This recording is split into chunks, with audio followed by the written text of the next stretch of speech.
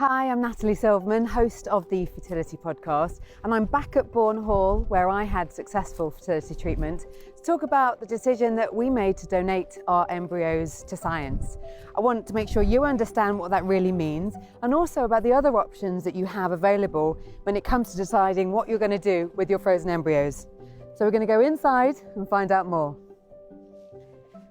So this is a real treat for me to get to meet you, Jackie, in person. Jackie Stewart is a counsellor here at Bourn Hall, and we work together through the decision that I and my husband made to donate our embryos. So first of all, I just want to say thank you, Jackie, because you were an amazing support.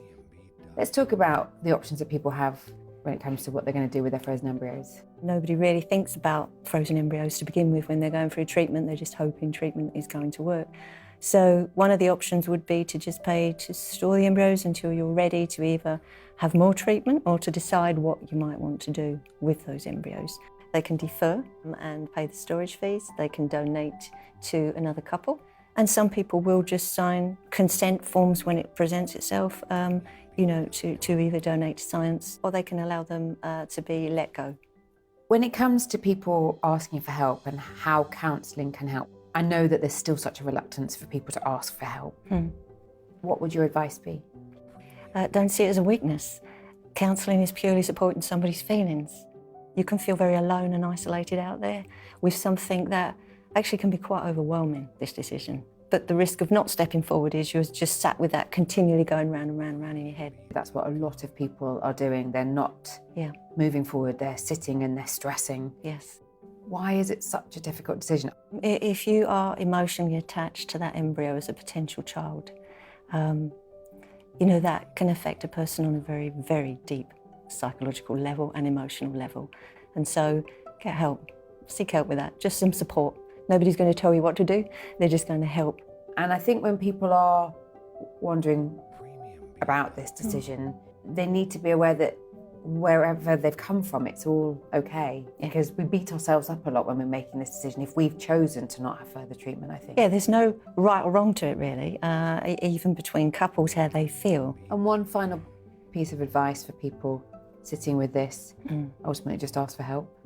Ask for help, yeah, reach out, just be brave, make a phone call and take your time.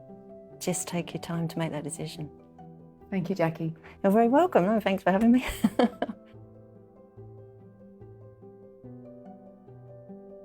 So Martyn, we're here to talk about the decision to donate embryos to research, which is something that my husband and I have recently done after much deliberation. Can you explain that process of making the decision to donate your embryos?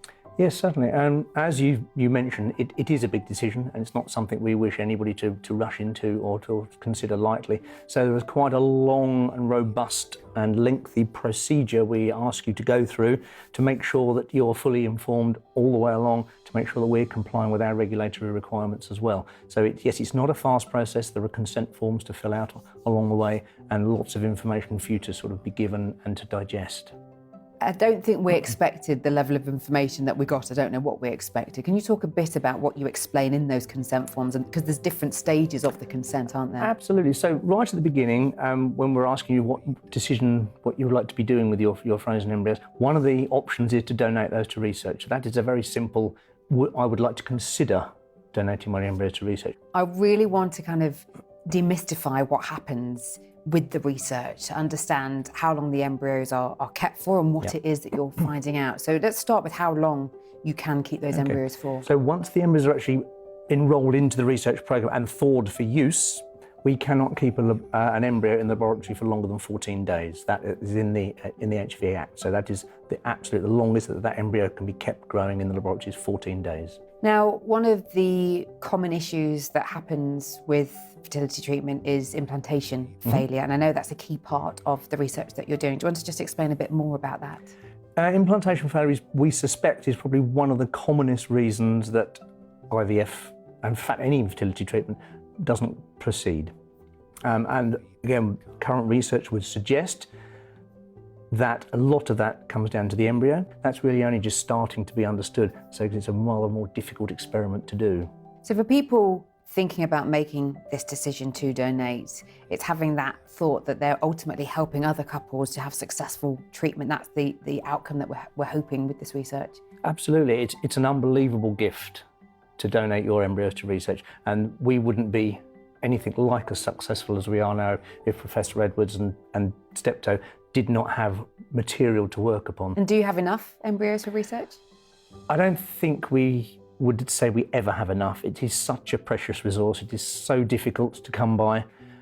There are researchers, we're approached by researchers all around the country and indeed all around the world asking us for material, and so there is never enough, never enough. Thank you, Martyn. I think it's so interesting to know what the embryo research involves, and also hearing you use words like gift and precious really, as somebody who's made this decision, makes me feel proud, and I hope puts other people's minds at rest if they are thinking of making this decision moving forward with their embryos. It's a pleasure, and thank you for giving me the opportunity to maybe explain some of the more less well understood aspects of embryo donation.